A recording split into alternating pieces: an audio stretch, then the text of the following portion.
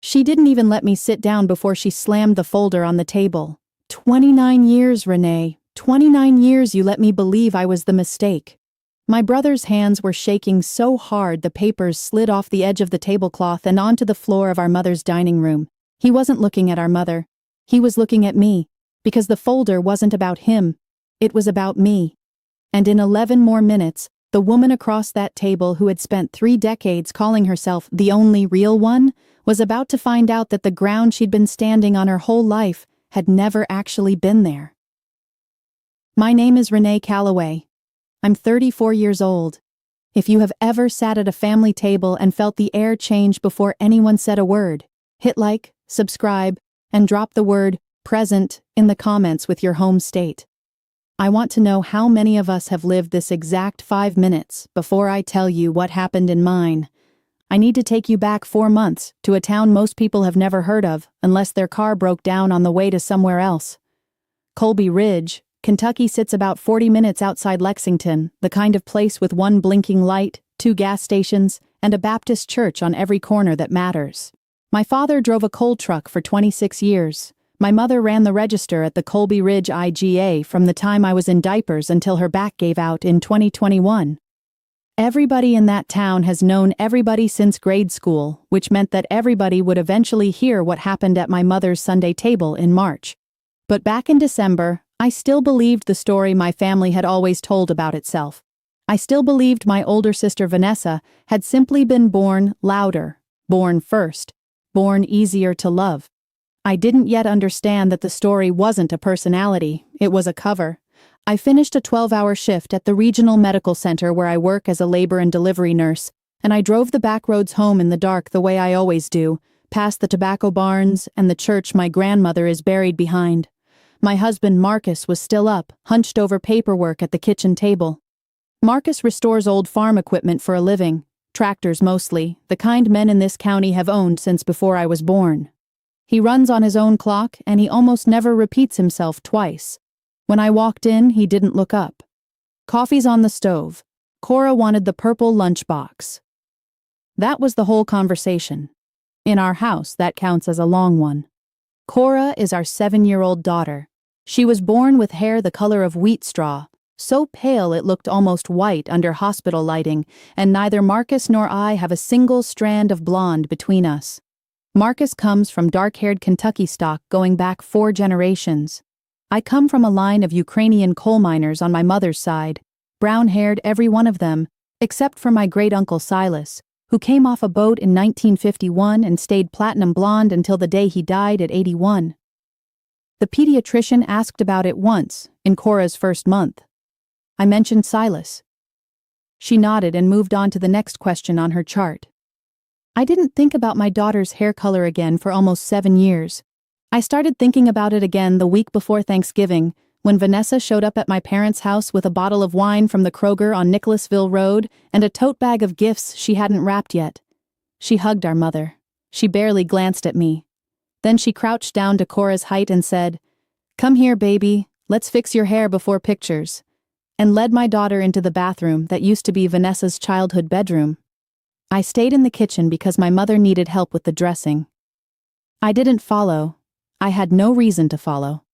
Vanessa had been fixing Cora's hair at every holiday for 2 years running, and I had mistaken that ritual for affection. She came back down with Cora's hair pulled into a French braid, wiped her hands on a dish towel like she'd finished a long day's work, and looked at me, really looked at me, for the first time all evening. "There," she said. "Now she looks like she belongs to somebody." I said, "Thank you." That was the last kind word I ever said to my sister. I didn't know it yet, but somewhere in that bathroom, strands of my daughter's hair went into a sandwich bag in the bottom of Vanessa's purse. And 3 months later, a laboratory report would be sitting in a manila folder on my mother's dining room table, waiting to blow up a marriage, a childhood, and 30 years of a lie that had nothing to do with me at all. Before I tell you what happened at that table, you need to understand what 34 years in that family had trained into me. Because if you don't, you'll think I was too slow to see it coming. I wasn't slow. I was built that way on purpose. By the time we're finished today, you'll understand exactly how a DNA test bought to destroy one daughter ended up unmaking the other, and why the woman who thought she'd finally win the family for good had actually just lit the fuse under her own life. I was born 19 months after Vanessa, and by the time I came home from the hospital, my role in that family had already been cast. She was the firstborn, the one my grandmother had knitted 3 blankets for before she even arrived. I was the second act nobody had scheduled. My father drove coal 18 days out of every month for most of my childhood, and when he came home to Vanessa, to her spelling bee ribbons taped to the fridge, to Saturday mornings at Harrington Lake with our Uncle Dale, who always had time for her and never had time for me. I asked to go fishing once when I was 7. My mother told me I wouldn't have the patience for it. Vanessa came home that afternoon with a 5-pound base and a photograph of Uncle Dale's arm around her shoulders. That photograph still hangs in my parents' hallway. I got a coloring book. There are 2 dedication photographs on my mother's piano. Vanessa's from 1990, with Uncle Dale standing behind her as her godfather. Mine from 1992, with a neighbor woman I'd met maybe 3 times in my life standing in that exact spot. I asked my mother once why Dale was never my godfather too. She told me, "Dale's been through some things, honey. He needed something to hold on to." I was 9. I believed her, the way 9-year-olds believe whatever explanation an adult hands them, because the alternative, that there was no explanation, only a secret, never once crossed my mind. At Vanessa's 30th birthday dinner at a steakhouse off the interstate, my father stood up and raised his glass and called her my firstborn, my real girl. I was sitting 3 feet away next to Marcus. My father did not correct himself. Marcus squeezed my hand under the table and said nothing because there was nothing yet to say. I didn't become a bitter person after nights like that. I became a watchful one. I chose labor and delivery nursing, if I'm honest, because a delivery room doesn't lie to you the way a family does. Bodies tell the truth. My family had been lying with theirs for 3 decades, and I never once thought to read them. Vanessa got engaged twice in her 20s and called both off within a year. My mother always explained it as Vanessa having standards. What I came to understand later was something else entirely. My sister could not tolerate sitting beside somebody else's contentment without needing to break it apart and redistribute the pieces to herself. My happiness became her target the year Cora turned 3. It started at a 4th of July cookout. Vanessa had just ended her second engagement 2 months earlier, and there was a brightness in her eyes that had nothing to do with joy. Cora was toddling around the backyard in a little sundress, and Vanessa watched her for a long, deliberate moment before she said it in front of the whole family. "Marcus, you ever notice Cora doesn't really favor either one of you?" The yard went quiet. My father kept flipping burgers like he hadn't heard a thing. My mother suddenly needed to check on the potato salad. Marcus set down his plate and looked at my sister for a full 8 seconds without answering. Then he picked his plate back up and kept eating. That silence was his entire response, and I thought, wrongly, that it had ended things. It hadn't. Over the next 2 years, Vanessa started calling Marcus directly. Not me, him. Always under some flimsy pretext about a tractor part or a neighbor's fence line. And every call would somehow drift toward Cora. "Does she ever ask why she looks so different from you two?" Marcus never mentioned those calls to me. He was quietly saving them instead, screenshots in a folder on his phone he'd labeled simply, "just in case." By the time I found that folder in April, it held 41 entries, texts, comments under family photos where Vanessa had tagged our cousins and written "our little mystery" under a picture of my daughter's face. He wasn't building an accusation. He was building a witness, because some part of him already sensed that a storm was gathering and that I would need someone standing beside me who had seen the whole sky. In January, Vanessa sent him a single text with no preamble. "If you ever want to know the truth about Cora, I can help you with that." He never replied. I saw the notification light up on the shared tablet on our kitchen counter and thought nothing of it at the time. I didn't learn what it said until months later. That was the night my own sleep started breaking apart, hours at a time, my body sensing something my mind hadn't caught up to yet. I mentioned it to my coworker Denise Ashford one slow night in the break room at the hospital. Denise has been a labor and delivery nurse since Clinton's first term, and she reads people faster than most detectives read a crime scene. "Something's coming, Denise. I don't know what." She stirred her coffee and looked at me over the rim of the cup. "Renee, you catch things nobody else in that delivery room catches in under a minute. Start reading your own family the way you read a laboring mother." I drove home that night furious at how right she was, and how blind I'd let myself be for over 3 decades. 3 weeks before everything came apart, I stopped by my mother's house on impulse and found her sitting at the kitchen table over a cup of coffee gone cold. I sat across from her and, careful and casual, asked something I'd never asked out loud before. "Mom, why did Uncle Dale always treat Vanessa like she was his own?"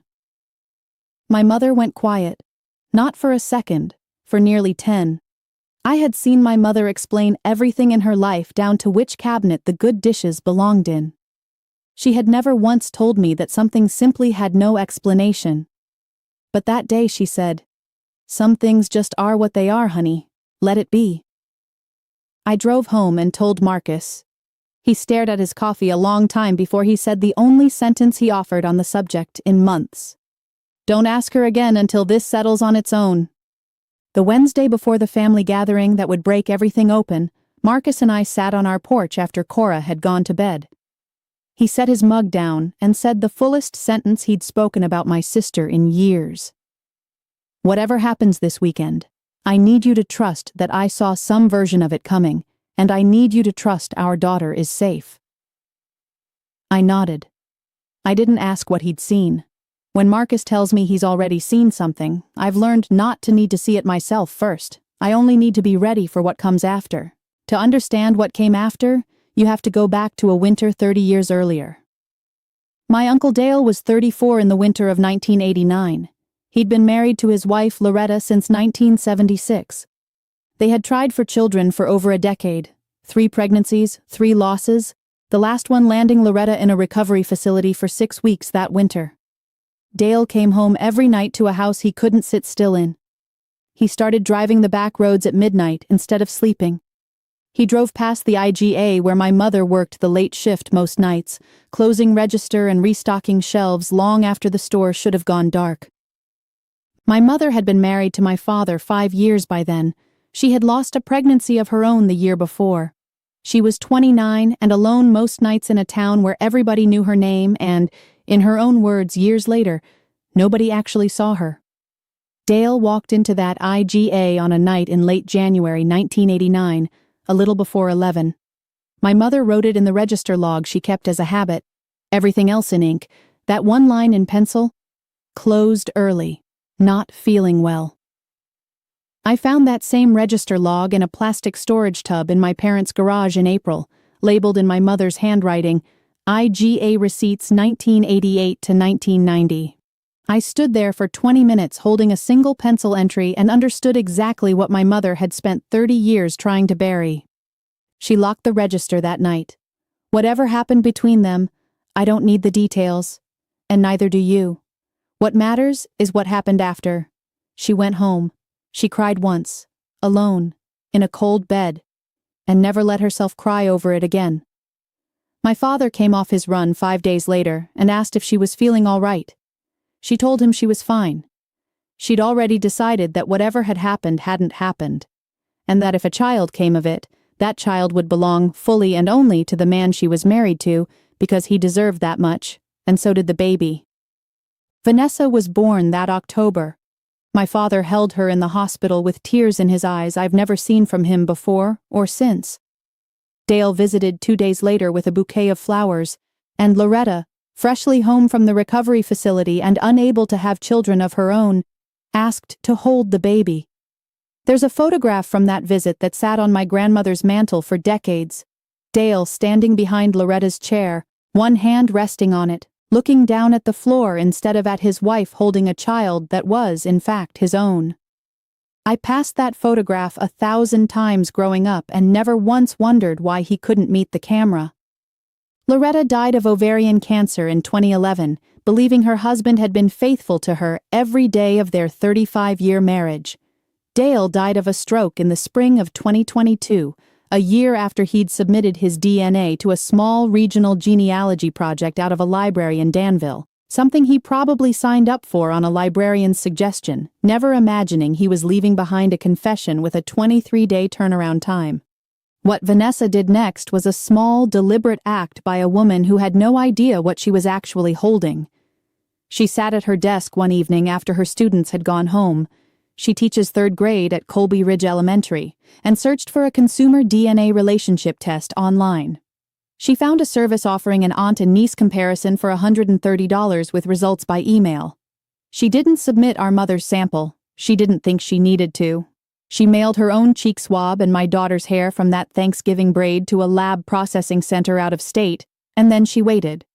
While she waited, she showed up to 3 straight Sunday dinners and dropped comments about Cora's hair, about how the truth always finds its way out eventually.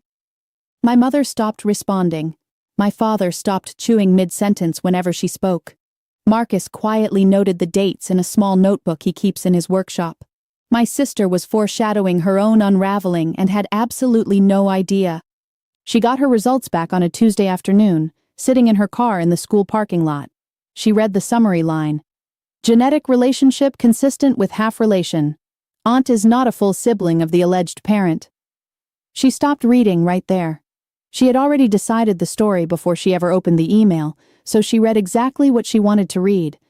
That I had cheated, and that Cora wasn't fully Marcus's daughter. She laughed out loud, alone in her car. She drove to a print shop the next morning and printed all 4 pages. She read the first one. She never touched pages 2 through 4. She sealed the whole thing in a manila envelope and waited 5 days for our mother's Easter dinner. The gathering was set for 8. My parents, Vanessa, Marcus, me, Cora, and my cousin Lila, with her husband, up from Lexington for the day. My mother had made her usual glazed ham and green beans and the pound cake she's made every Easter since before I was born. My father said the same blessing he always says. Vanessa opened her eyes before the rest of us. I saw her do it. She was already looking at Marcus, already smiling. Partway through the meal, Vanessa set down her fork and said, cutting into a deviled egg, I've just been thinking a lot lately about what actually makes people family. Nobody answered her. My mother reached for the sweet tea with a hand that was too steady to actually be steady. When the plates needed clearing, I stood out of 30 years of reflex. Vanessa stopped me. Sit down, Renee. I've got something for Marcus. Better said with everybody here. She reached into her tote bag and pulled out the manila envelope. She slid it across the table to my husband with 2 fingers, like she was dealing a hand of cards. My chest went cold, but my voice came out steadier than I expected. You think I cheated on him, Vanessa? She didn't answer me. She answered him instead. I don't think, Renee. I know. That child doesn't have a drop of Marcus in her. You've been lying to this family for 7 years, and today everybody finally sees exactly who you are. Marcus set his fork down slowly, the way he sets down a wrench when a job needs his full attention. He picked up the envelope but didn't open it yet. He looked at my sister and gave her one chance. Vanessa, before I open this, you just told this whole table my wife's been unfaithful for 7 years. You sure that's the story you want to be locked into? She smiled. She'd been sure for 5 days already. Read it. He opened the clasp. He read the first page in silence. Then he looked up. Vanessa, did you read past page 1? Her smile hadn't slipped yet. She thought he was stalling. It says exactly what it says. He read the relevant line out loud, calm as ever. Shared DNA between subject sample and alleged niece, 12.5%. He looked at her. Vanessa, you teach 3rd grade math. What percentage does a full aunt share with a full niece? Her mouth opened. She had prepared for every question except that one. A full aunt and a full niece share 25%, he said. This report is telling you that you and Renee are not full sisters. You share one parent between you, not both. My mother, who'd been standing at the head of the table holding a stack of plates the entire time, finally sat down and set them on the tablecloth without a sound. My father took the papers when Marcus slid them over. He looked at the ancestry section. 6% Ukrainian, he read aloud, and looked at my mother. Renee's people are Ukrainian on her side. Silas was full-blooded. A real granddaughter of his would test high, not 6%. My father sat with that a long moment, then said one sentence. Dale's people were Scots-Irish. My mother's tears started then, not sobbing, the quiet kind that comes from someone who has rehearsed this exact moment silently for 30 years and finally doesn't have to rehearse it anymore. My father didn't raise his voice. He said her name once. Deborah. Was it Dale? She nodded without lifting her head. Marcus turned to the final page and read the confirmation line. Cross-reference consistent with the paternal line submitted separately in 2021 by a Dale Ashworth of Danville, Kentucky, now deceased. Confidence level, parental. The word landed on the table and just sat there, the way a dropped plate sits on the floor for one silent second before anybody moves. Vanessa reached across the table and pulled the pages out of Marcus's hand herself. She read page 4 for the first time in her life. Her hands shook so badly I could hear the paper. She looked at Marcus. Please, please don't say another word. He didn't need to. My father stood, steadied himself with both hands flat on the table, and I watched him age 5 years in 8 seconds. He didn't walk toward my mother. He didn't walk toward Vanessa. He walked to my chair and put his hand on my shoulder. Renee, take your daughter home. Take your husband. I need to sit with my wife. For 34 years, I had been the second name spoken in every sentence in that house. In one sentence at that table, my father made me the only name that mattered. I carried Cora to the car. She asked if Grandma was sad. I told her yes, and that was all the truth she needed that day. Marcus drove us home in silence, broken only once, half a mile down the road, when I finally said, "You knew." He kept his eyes forward. I knew something was coming through her. I didn't know the shape of it. That's why I kept the folder. That night he handed it to me.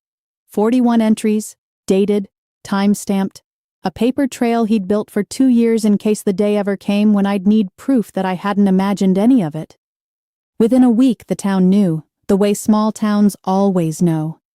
Vanessa stopped showing up at church. She resigned from the elementary school citing a personal matter and packed a trailer within 10 days, moving to Lexington without telling my parents or me where she'd gone. She kept the key to Dale's old cabin on her ring, 40 acres worth well over the salary she'd walked away from, and never sold it, never visited it, the way a person keeps a scar because removing it means admitting how they got it. I drove out to Loretta's grave 2 Saturdays later and stood there for 20 minutes. Someone had been placing fresh flowers there monthly for years without telling a soul. My father, it turned out. I told her the only thing I had left to give her. She didn't know. He didn't know. I'm sorry. My father started driving to my house every Monday afternoon after that, sitting in my rocking chair with cold coffee, saying almost nothing, earning back 34 years one visit at a time. My mother writes me a letter every 2 weeks now. No apology in them, just small facts about her days, counseling on Thursdays, sitting quietly with my father on Sundays. I read every one. I haven't answered yet. I will when I'm ready, and not one day before. My sister sent a single postcard to our cousin months later with no return address. I don't know how to be anyone yet. I'll find out. I don't know if she ever will. That isn't a mercy I can hand her. It's one she owes herself. If you've made it this far, you didn't stay for my sister. You stayed because somewhere in your own family there's a night from decades ago that somebody has been quietly carrying and never once set down. I don't have advice for you tonight. I only have this. The truth doesn't need an audience to be real. It just needs one person willing to finally look at it. If this story found something true in you, say, witnessed, in the comments along with your state. Hit like if you believe the truth always finds the person it belongs to eventually. Subscribe if you want to hear how this family looks a year from now, and tell me below. Have you ever been the second name in your own family's story? I read every single comment, and tonight, I'd really like to know I'm not the only one.